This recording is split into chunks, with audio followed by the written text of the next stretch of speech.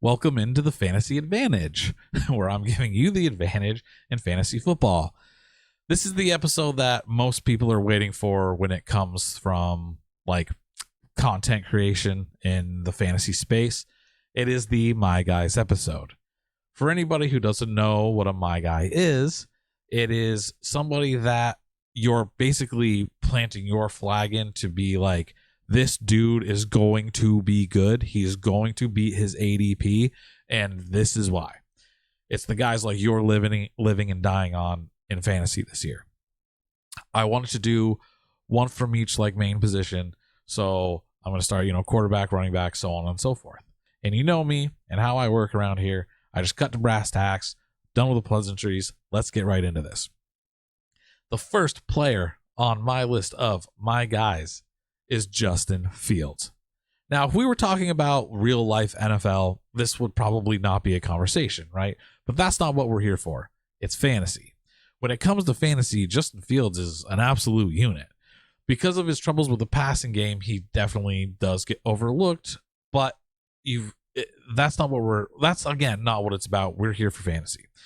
He dealt with some injuries his first year, and a few games in 2023 he missed, and then of course last year he only got to play until Russ got back, but he was doing pretty well when he got to play, which I'll get to in a minute. When he's the guy and he gets to start and finish the games, he's actually like a secret weapon.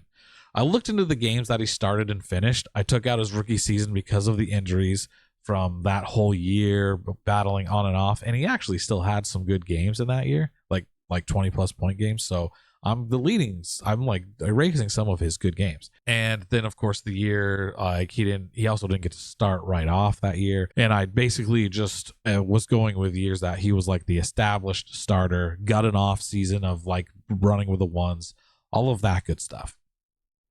So if you take that all into account, there are 33 games and about 2.3 seasons of time. He scored 657.16 points, which comes to 19.91 points per game, basically 20 points a game, in a 17-game pace that comes out to about 338.4 points. Last year, that's good enough for QB6 in fantasy. It's very clear that he's got something. He's got juice, especially in fantasy. His best season was 2022. That is the year he got, the first year he was named a starter, got to play the full season, and he only missed like one or two games. He was the QB7, right? He was on a terrible Bears team. His best pass catcher was probably Cole Kmet. He outran all of his running backs with 1,143 yards, 7.14 average per run, and 8 touchdowns, while his best wide receiver that he had was Mooney. And I love Mooney, but he ain't no alpha, man. Like, that's not the guy you want, move the needle on your offense. Now, let's get to the current team, right? He's on the Jets. And even though it is the Jets, this is definitely the best roster that I believe that he's going to play with, and the best coaching staff as well. His own line for 2025 is ranked 9th by PFF. After they moved on from Tyron Smith and Moses, and then they drafted Fashanu and Membu in their place, and then got the guards being Simpson and Vera Tucker, who were both graded at top 12 last year by PFF, and Tittman at center, who was 8th in PFF last year at his position. Great O-line. They've built themselves a really great O-line, easily the best he's played behind.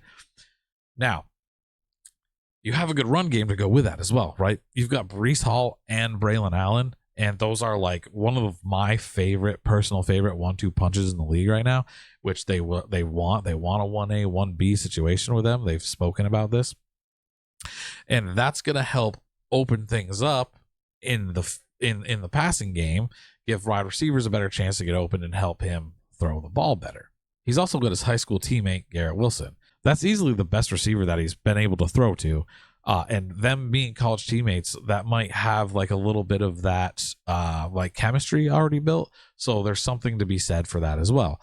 Even though I'm not really super duper high on Garrett Wilson, I think that's still going to help Justin Fields' cause. As well as having their new tight end, Mason Taylor, who's been shining in camp so far. Their new OC, which I think is one of the most low key, very secret things that people aren't paying attention to, Tanner Engstrand, I believe that's how you say it. He comes over with head coach Glenn from Detroit, and Tanner was the passing coordinator under Ben Johnson. And in 2023 and 2024, they created an offense that was first in points scored, first in touchdowns, second in total net yards, and first in first downs, on top of the best passing offense as a whole. Are there concerns in Fields' passing game? Sure. Yeah, I get it. But with this new regime and him being in the best situation he's been in, I think he's going to shock the world a lot this year. And I honestly can see him being top 5 in fantasy. There's a lot of things that stack up for him this year that make him somebody that I don't understand. I can't justify letting him go as late as you're getting him in drafts. You can wait so long on quarterback and draft a stack team and then get him later and have a potential, in my opinion, top 6, top 5 quarterback. It's just a no-brainer for me. Second guy on my guys list, it is running back Alvin Kamara. Where do I start, right?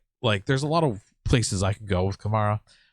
His worst season was RB16 in PPR, which is roughly where he's being drafted now. And the biggest thing about that too, that worst season, I honestly believe it just was his bad touchdown luck. He had 4 touchdowns, which is quite literally the least he's had in any season that he's played. I keep hearing, the offense isn't expected to be good this year. And while I do understand it, I get where people are coming from. They feel like one of those teams that actually has a real chance to surprise a bit this year. Their defense isn't terrible, and they do have weapons on the field. Olave, Shaheed, Juwan Jennings, and of course Kamara there as well. A lot of support for these young quarterbacks. Carr played only half the year last season, and Kamara still had 950 yards, 228 attempts, 89 targets with 68 catches and 540 yards, and a total of 8 touchdowns. It doesn't really matter who the QB is for the Saints. He's still a very intricate, involved part of this offense. His floor is so safe that his ceiling is also pretty high, and getting him that far in the draft feels just like an absolute steal. And all that really needs to happen to really boost him up and put him in that top 10 of the fantasy this year for the running back position is Rattler or Shuck, whoever's going to actually play, is just playing a little bit better than expected. That would lock him in for me at top 10 without a doubt. You can draft him the 4th or 5th round. If he's your RB1, you can feel fine with that. If he's your RB2, you're looking at a really good team. You can really have a stacked team that way. Pairing him let's say, maybe with HN if he's healthy, you could do JT or Bucky Irving, and then getting or Derrick Henry. You can build a really great running back and wide receiver room that way and end up winning you some money. People got to stop sleeping on Kamara. He's worth the draft pick by far this year. Just trust me on this. Make sure you draft Kamara. The next player on this list. Now, this one's pretty well known, I think, by me, and it's getting a little popular as we're in the thick of this draft season. But to me, really, it's probably going to go down as the steal of 2025 for fantasy drafts. Calvin Ridley, he's going to light it up this year, and it's nobody cares. But seriously, you can draft him in the back of the 7th, early 8th. I did have a draft just the other day. Someone got him in the late 6th, but that's someone who's very sharp and has always really liked him. So still around the 7th, I think you can still get him at wide receiver 34.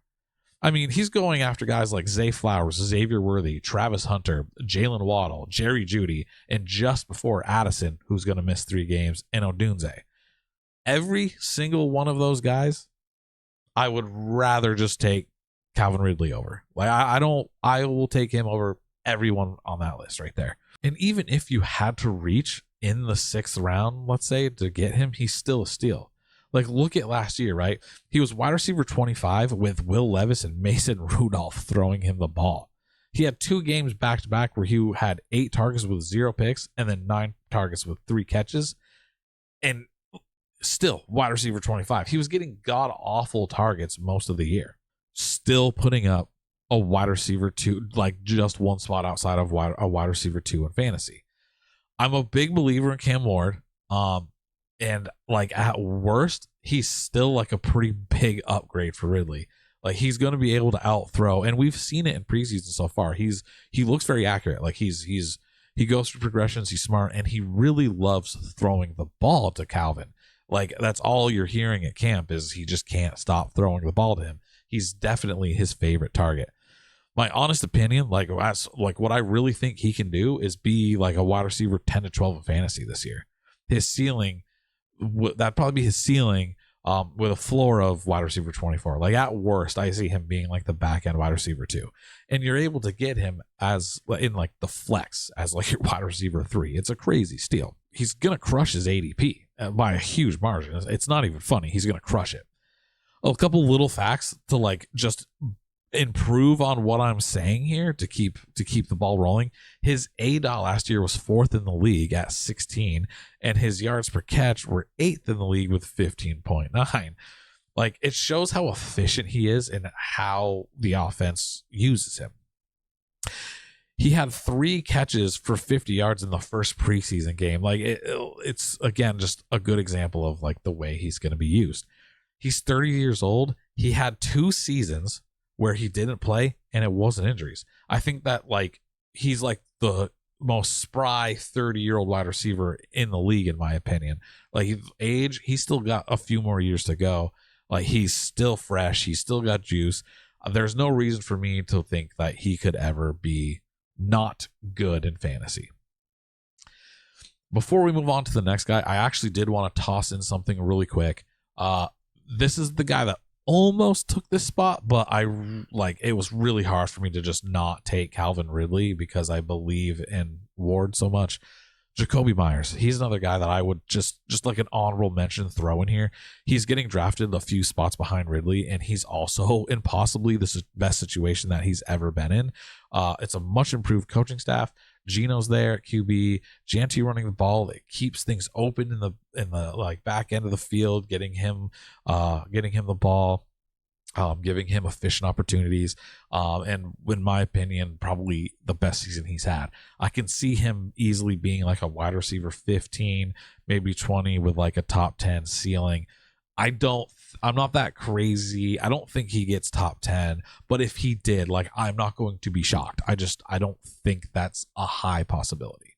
But yes, that's just another guy. Like, get him everywhere you can. If you see him on the board, just take him. Okay, last guy on the list, tight end, Hunter Henry. Hunter Henry, man. I just want to touch on it real quick. He should absolutely destroy his ADP this year.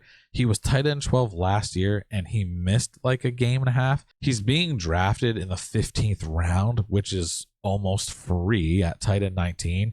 And if you look at his PFF rankings for the tight end position from last season, it might kind of shock you. 7th in pass snaps, 7th in targets, 8th in routes run, 6th in receptions, 8th in receiving yards, 11th in average depth of target. Like he did a lot of good on the field. He was on the field. He was involved. Problem was, New England's O-line was not good. So Drake May didn't get a lot of time with the ball. Now he gets another full offseason with Drake May. That offensive line has very much improved, as I brought up in my last video, maybe 2 videos ago. I brought up how like they've very much improved, and people are arguing that they have the easiest schedule this year. So with only 2 touchdowns last year as well, I feel like he definitely gets positive touchdown regression help. So yeah, a player like him is someone that you can scoop up super late, even if he's your tight end too. He's free in round 15, or you can wait and you're getting he's a lock to me for a top 10 tight end. Could be top 8 even. And if things fall really well, which I think is very much in the range of possibility, he could be like a top 5 tight end. So yeah, late round guy, go ahead, take him. Another guy real quick, super big on is Mark Andrews. Just wanted to toss that really fast in there. Isaiah likely out for probably the first 5 weeks plus of football this year. He wants to, get revenge for the drop from the playoffs last year. And he's coming a second year now off of that injury he had. Like, I think Mark Andrews is going to flourish this year. He's Lamar Jackson's first read, no matter who's on the field. Get Mark Andrews. I wanted to throw a little bonus in here just for a quick little slice of fun. I wanted to throw in a defense. My guy defense for those leagues that still have defenses. I did want to toss this in there. The defense is San Fran. They have the second easiest schedule, and even though they lost some of their good players on defense, they still have a ton of talent. And Robert Saleh is back. Remember that defense when Saleh was there? Amazing. He's back.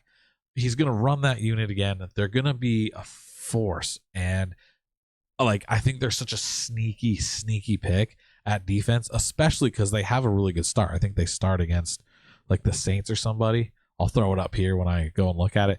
They have a really good start, and they can probably win you your first few weeks so easily, or help you win your first few weeks. I'm in my biggest main home league has boosted defensive scoring, so that it matters a little bit in that league. So we actually pay attention to that stuff, and that's why I do this. So yeah, just wanted to throw that out there.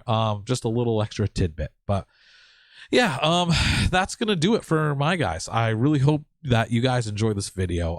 I put a lot of time and work into this one, and really thought this one out. It's been something I've been thinking about and working on for the last few months, trying to make sure I pick the guys that I'm the most confident in, and these are them. I apologize for the lack of videos. I haven't been putting them out as frequently as I'd like to. That's going to change soon. There's been a lot of chaos with work, my kid, not bad stuff, just stuff going on, and the fact that I joined I joined a site. I'm going to actually co-host a show on the Fantasy Sports Advice Network, mainly focusing on the football side of things. I get to have a show called the End Zone Experts, and it's in my bio on my Twitter, which I will leave a link to. I will leave a link to some stuff for the Fantasy Sports Advice Network, so you can go and take a look. So this is kind of my announcement. I did it on Twitter, but for those who don't follow me there, yeah, I'm a part of that, and I get to have a show now. So that'll be kind of cool. I'm still going to do this stuff too. But getting through all of that and working on it and getting this all started, it's taken a lot of attention. So I've been dealing with that, and that's why my videos have been not as frequent. But to finish rambling, I'm just going to end this now. Thank you. Thank you for stopping in. Thank you for this off season of love, and some people have been subbing and watching and liking and commenting, and I love it. I really love it. I appreciate everybody that does that. It warms my heart. Thank you. I will be back soon with another video. Keep an eye out for me, and I want to wish you all good luck in your drafts. Draft well. Listen to what we've all got to say. Make your own opinion on them. Go draft well. Win your leagues. Let's win some money. Let's win some bragging rights. Have a good day.